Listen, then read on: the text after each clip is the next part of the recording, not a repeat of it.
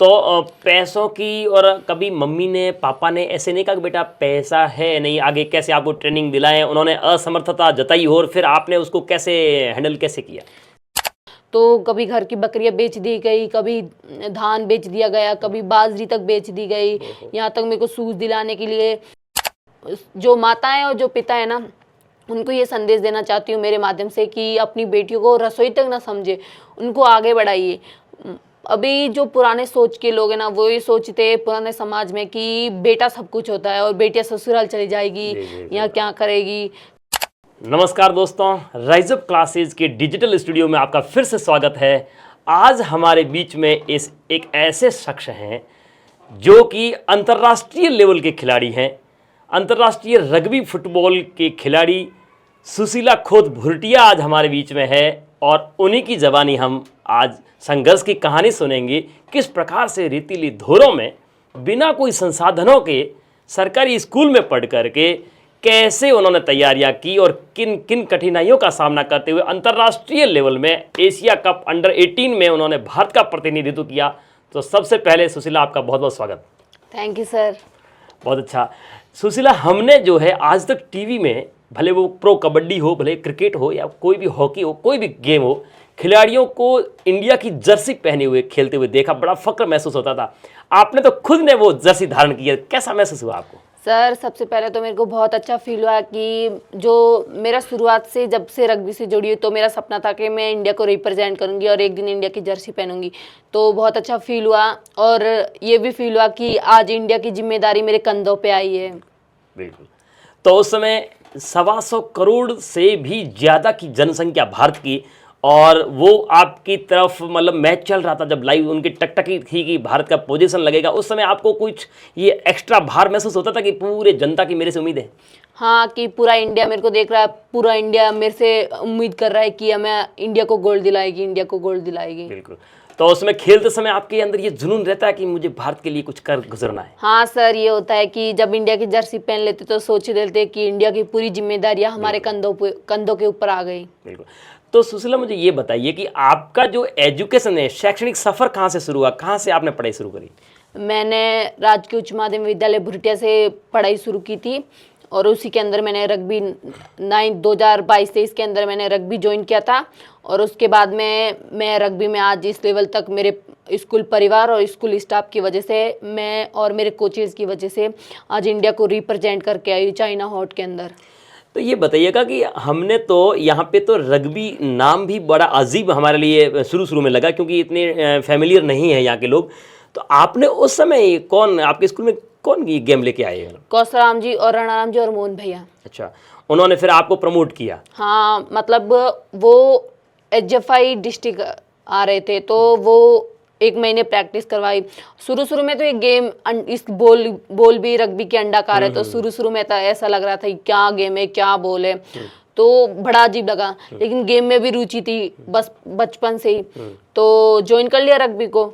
तो सर ने 1 महीने प्रैक्टिस करवाई, तो पता नहीं उन्होंने मेरे अंदर क्या खूबी ढूंढ ली, क्या स्किल ढूंढ ली, तो मेरे को ऐसे बताया, सुशीला तू मतलब कि बहुत कम टाइम में इंडिया को रिप्रेजेंट करेगी। मैं बोली सर ऐसा कुछ भी नहीं है, मैं बोल रहा हूँ ना, मैं कोचिंग करवाऊंगा, तेरे अंदर वो खूबी है इंडिया की, मैंने देखी है तेरे अंदर इंडिया की वो खूबी। तो सर मतलब ऐसे सपोर्ट क्या करते थे कि हाँ तू खेल सकती इंडिया। तो उस वजह से मैं आज इंडिया को रिप्रेजेंट कर पाई हूँ और मेरे स्कूल परिवार की वजह से। तो गांव में सुशीला हम देखते हैं कि जैसे हम लोग भी टीम भेजते हैं सरकारी स्कूल से, तो उनके लिए वो एक किट भी तैयार करना जो पहनते हैं वो भी काफ़ी सीमित संसाधनों में मुश्किल बढ़ता है।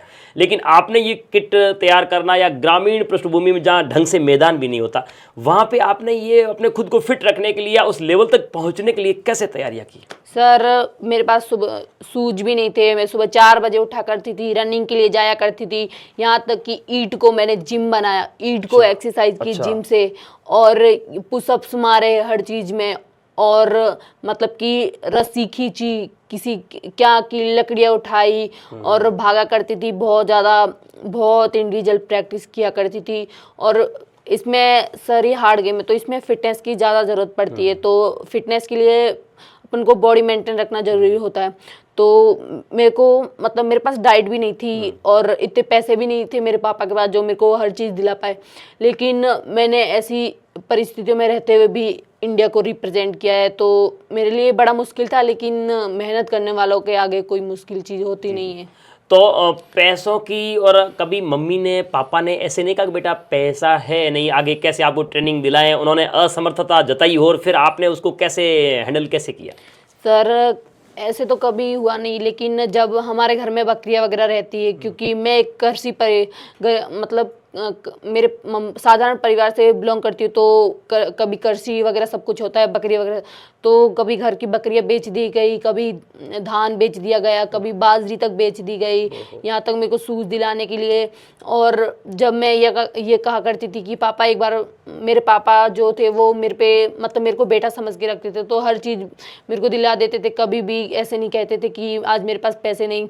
मेरी मम्मी और मेरे पापा मेरे को ऐसे, मेरे छोटे और बड़े भैया को पैसे देने से पूछते तुम कहाँ खर्च करोगे, लेकिन उनको मेरे ऊपर भरोसा था, वो मेरे को ऐसा भी नहीं पूछते थे पैसों का क्या करेगी क्या नहीं करेगी, मेरे को बिना पूछे पैसे देते थे।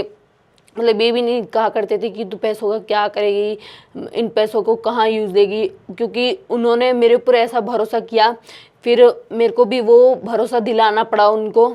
और मतलब कि यहाँ तक मैं ग्रामीण परिवार से बिलोंग करती हूँ, तो मेरे को समाज के ताने भी सुनने पड़े, हर चीज़ मतलब हैंडल करनी पड़ी, लेकिन मैंने संघर्ष किया खुद के लिए और अपने परिवार के लिए। बहुत बढ़िया एक बात आपने बताई कि मुझे मम्मी पापा ने बेटे के समान, और बेटों को पूछते थे, मुझे पूछते नहीं थे कि बेटा खर्च कहाँ कर रहे हो, मतलब ये भरोसा। और आपने एक बहुत बढ़िया बात बताई कि मैंने उनके भरोसे को जीता है, कि मैंने उनके भरोसे को टूटने नहीं दिया। आपने जो उन्होंने उम्मीदें जताई वो उससे भी ज़्यादा आप खेले हैं और उनको वापस लौटाया है। तो सुशीला, एक बात ये बताइएगा कि जैसे आपने बताया कि मैं 4 बजे उठ के दौड़ती थी, ग्रामीण पृष्ठभूमि में जहाँ पे सड़कें भी ढंग की होती नहीं है, आप 4 बजे उठ के दौड़ते थे, आस पड़ोस के लोग और समाज के लोग नहीं कहते थे कि ये पागल है, रात को दौड़ती है? हाँ सर, शुरू में तो सबके साथ होता है, मेरे साथ भी होता कि ये पागल लड़की है, क्या कर लेगी, क्या खेलेगी इंडिया, क्या नेशनल खेलेगी, ये तो डिस्ट्रिक्ट को भी रिप्रेजेंट नहीं कर पाएगी। लेकिन मेरे अंदर वो जुनून था, मेरे माँ बाप को वो मेरे अंदर का जुनून दिख रहा था। मेरे पापा को, मेरे दादा को, मेरी दादी को, मेरी मम्मी को, मेरे पूरे परिवार को मैंने ये जुनून दिखाया कि एक बार अपनी बेटी पर भरोसा करके देखो, फिर मैं सब कुछ कर सकती हूँ। जो हमारे अड़ोस पड़ोस के लोग हैं वो मतलब ऐसे बेटियों को रसोई तक रखते, तो मेरे पापा मेरे को रसोई तक नहीं रखना चाहते थे कि मेरी बेटी यहाँ पे भी बर्तन धो रही है, आगे जाके भी कहीं बर्तन ना धोए, चेयर पे बैठ के ऑर्डर दे। मेरे पापा मेरे को ऐसे मानते हैं। अच्छा। और वो मेरे को एक बेटे और मतलब बेटे, मेरी मम्मी और मेरे पापा मेरे को एक बेटे की तरह पालते थे और अभी भी बेटे की तरह ही पालते हैं। बिल्कुल बिल्कुल, आप वो उनकी उम्मीदों पे खरा उतरते हुए बहुत बेहतरीन काम कर रहे हो, आपको फिर से बधाई। और ये बताओ कि जैसे यहाँ से जब बाहर जाते थे, आप ट्रेनिंग के लिए जाते थे, बाहर रहना पड़ता था, तो मम्मी और ये चिंता नहीं करती थी कि बेटा अकेला कहाँ जाओगे, और उनकी चिंता को आपने दूर कैसे किया? नहीं, मम्मी तो ऐसे बोलती नहीं, मेरी छोरी तो छोरों से कम है क्या। तो मतलब कि ऐसे मेरी मम्मी तो कहती है बेटा इंडिया को रिप्रेजेंट कर ले, इंडिया को रिप्रेजेंट कर ले, हमें भी खुशी मिलेगी। तो मेरे को तो किसी चीज़ से डर नहीं लगता, क्योंकि मैं खुद को भी लड़का मानती थी और मेरे परिवार वाले भी मेरे को लड़का मानते थे। तो इस वजह से जो चीज़ लोग कहते हैं ना लड़के मतलब पावरफुल होते, तो खुद को लड़का मान लिया। सही है, पावरफुल बना दिया खुद को। हाँ, खुद को पावरफुल बना लिया और किसी चीज़ की कमी होने नहीं दी। परिवार वालों ने चाहे कहाँ से भी पूर्ति की हो मेरे लिए। सही बात। तो एक बात ये बताइएगा सुशीला, जैसे आपने मालूम चला कि मुझे इंडिया टीम में मेरा सिलेक्शन हो गया, उस समय आपको सबसे पहले न्यूज़ किसने दी? मेरे कोच ने फ़ोन करके बताया। उस समय आप क्या कर रहे थे? मैं रोटी बना रही थी। घर पे या गांव में? हाँ। अच्छा, फ़ोन आया? रोटी बना रही थी, मेरे कोच का फ़ोन आया कि तेरा इंडिया टीम में सिलेक्शन हुआ। तो मेरे आंखों में एक बार आंसू आ गए कि मैंने इतना संघर्ष किया और मेरे मम्मी पापा के लिए उन्होंने मेरे लिए क्या क्या नहीं किया, समाज से लड़ गए, हर चीज़ के लिए लड़ गए, तो आज उनका सपना पूरा और आज मैं उनके विश्वास पे खरा उतरी हूँ। इंडिया टीम में सिलेक्शन हुआ, यही मेरे लिए काफ़ी नहीं था। मेरे को इंडिया को रिप्रेजेंट करना था, सिर्फ सिलेक्शन ही नहीं चाहिए था। तो उस टाइम 30 प्लेयर्स सिलेक्ट हुए थे, तो वो भी बहुत हार्ड वर्क था। हमारा 45 दिन का कैंप लगा था, वो भी बहुत हार्ड हुआ था। लेकिन मन के अंदर वो माँ बाप का जुनून और पूरे गांव का और पूरे स्कूल परिवार का जुनून था। तो जो मैंने ऐसा संघर्ष किया कि मेरे को कोई रोक ही नहीं सकता इंडिया टीम में जाने से। वास्तव में जैसे आपने नाम बताया विराट कोहली, सचिन तेंदुलकर, स्मृति मंधाना जो क्रिकेट खिलाड़ी खेलती हैं, इधर मेजर ध्यानचंद जो हॉकी के जादूगर हुआ करते थे, वो उनकी जर्सी हम अमूमन टीवी पे देखा करते थे, आपने खुद ने धारण करी है वो जर्सी। हाँ सर, कि वो भी इंडिया को रिप्रेजेंट करते हैं, हम भी करते हैं, तो उनके बराबर हो गए आप? नहीं सर, बराबर नहीं, उसकी रिप्रेजेंट करने की बात करें तो बराबर। रिप्रेजेंट करने की बात करें तो बराबर है, लेकिन वो हमसे सीनियर, वो ज़्यादा इंडिया खेले हैं, तो उनका सम्मान तो बढ़ा ही है। बिल्कुल, रेस्पेक्ट तो है ही, बड़े हैं, सीनियर हैं और कभी काफ़ी टाइम से खेलना शुरू किया, लेकिन आपने भी उस लेवल को टच करना शुरू कर दिया है। हाँ, उस उच्च लेवल को टच करना शुरू कर दिया, और अब तो वो लोग विराट सर और वगैरह इंडिया के लिए गोल्ड मारते हैं, तो हम भी इंडिया के लिए गोल्ड मारेंगे इस बार। Very good, very good. तो आपने जब सबसे पहले कितनी, जब चाइना में खेलने गए, कितनी टीम को काटा आपने? हमने 4 टीम को काटा, उज्बेकिस्तान, मलेशिया और जापान और चाइना। अच्छा, और लास्ट में सेमीफाइनल में आप हारे। हाँ। और फिर 3rd और 4th पोजीशन के लिए भी आपने खेला था। हाँ। चलो कोई बात नहीं, तो हम लोगों ने भी यहाँ से आपके लाइव मैच देखने का प्रयास किया था, सर ने भी आपके बताया था कि लाइव मैच देखना, हमारी सुशीला खेल रही है, तो हमको भी काफ़ी फक्र महसूस हुआ। बाड़मेर से अंतर्राष्ट्रीय खिलाड़ी बहुत बड़ी बात होती है, यहाँ से कोई नेशनल खेलने जाता है तो भी बहुत बड़ी बात होती है, लेकिन आपने देश को रिप्रेजेंट किया, बहुत बढ़िया हुआ, अच्छी बात हुई। तो सुशीला ये बताइएगा कि आपका आने वाले समय में क्या प्लानिंग है? मैं आउट ऑफ टर्न जॉब लेना चाहती हूँ, और सबको ये बताना चाहती हूँ कि जो माताएं और जो पिता है ना, उनको ये संदेश देना चाहती हूँ मेरे माध्यम से कि अपनी बेटियों को रसोई तक ना समझे, उनको आगे बढ़ाइए। अभी जो पुराने सोच के लोग हैं ना, वो ये सोचते हैं पुराने समाज में कि बेटा सब कुछ होता है और बेटियां ससुराल चली जाएगी या क्या करेगी, तो ऐसी सोच मत रखिएगा। जब बेटी खुश होगी तो परिवार वाले खुश होंगे उससे पहले। तो मेरे मम्मी पापा यही सोच रखते थे कि हमारी बेटी खुश है तो हम उससे पहले खुश है। तो मैं उनको ये संदेश देना चाहती हूँ कि जैसे मेरे को खुशियाँ मिल रही है, मेरे को बधाइयाँ मिल रही है, वैसे आपकी भी बेटी आपको खुशी देगी। आप, मैं ऐसे नहीं कहती हूँ कि बेटे ही सब, मतलब बेटी ही सब कुछ, बेटे भी, लेकिन बेटियों को बेटों जितना सम्मान दो, वो भी मतलब आपकी बेटी है, और ऐसे मतलब उसके साथ व्यवहार करो कि हाँ, और वो प्यार दो कि बेटा कुछ, मतलब जो बेटी करने जाए वो करे, माँ बाप का वो प्यार याद आए कि वो हमारे लिए इतना प्यार करते हैं, हम करें। तो मेरे अंदर वो मतलब माँ बाप का प्यार जगा हुआ रहता था कि वो मेरे लिए इतना करते हैं। मैं उनके लिए एक इंडिया को रिप्रेजेंट नहीं कर सकती, हाँ वो कठिन है, लेकिन करना आसान भी नहीं है, लेकिन माँ बाप के लिए तो हर चीज़ करनी पड़ती है। और मैंने भी इस वजह से किया, क्योंकि मेरे मम्मी पापा मेरे से बहुत ज़्यादा प्यार करते थे और बहुत ज़्यादा मेरा सपोर्ट किया करते थे कि नहीं हमारी बेटी खेलेगी। लेकिन जो मेरे स्कूल परिवार था ना, वो भी मेरे से बहुत ज़्यादा उम्मीदें रखता था कि सुशीला तो बहुत जल्दी रिप्रेजेंट करेंगे। और मेरे कोच भी बहुत ज़्यादा, जब मैं ग्राउंड को ज्वाइन की तब भी बहुत ज़्यादा। सवाई जी ने नहीं कहा कि पढ़ाई खराब हो रही है बेटा?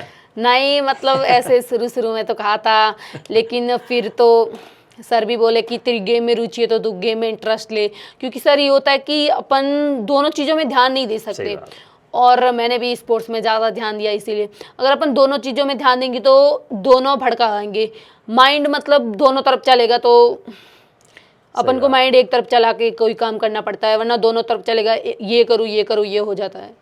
सुशीला, जब से आपका अंतर्राष्ट्रीय लेवल पे सिलेक्शन हुआ है तब से मैं देख रहा हूँ सोशल मीडिया पे बधाइयों का तांता लगा हुआ है, और उसके बाद में जब आप वापस भारत लौटी तब रेलवे स्टेशन से लेकर के घर तक का जो आपका स्वागत हुआ, उसके बाद में भी विभिन्न बड़े बड़े समाज के मौजूद लोग और आप राजनेता आपके घर पे आए, बधाइयाँ दी, कितना मम्मी पापा को फक्र महसूस हुआ कि हमारी बेटी थी? मम्मी पापा को ये महसूस हुआ कि जो हम समाज के लिए लड़ाइयाँ करते थे ना हमारी बेटी के लिए, और वो लड़ाइयाँ सही थी, वो डिसीजन हमारे सही थे। जिस दिन हमने बेटी को आगे बढ़ाया ना, जिस दिन बाहर भेजा ना, जिस दिन मैंने बाहर कदम रखा ना घर से, उस दिन से ही संघर्ष करना समाज में शुरू कर दिया था।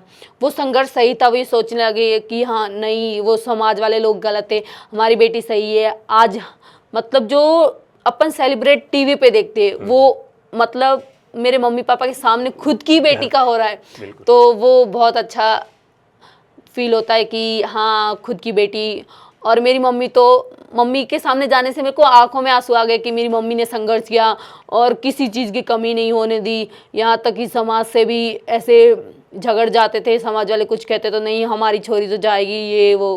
अच्छा, तो सुशीला, आपने वास्तव में अपने उन अभिभावकों के, अपने माता पिता की उम्मीदों पे, अपने विद्यालय के गुरुजनों की उम्मीदों पे बाड़मेर जिले की, राजस्थान और पूरे देश की उम्मीदों को आपने बरकरार रखा, जिंदा रखा, केवल आपके जुनून, जज्बे और हौसलों के बलबूते पे। तो हम सबको बहुत खुशी हुई सुजला, आपके विचार जो है बहुत बेहद नेक विचार है।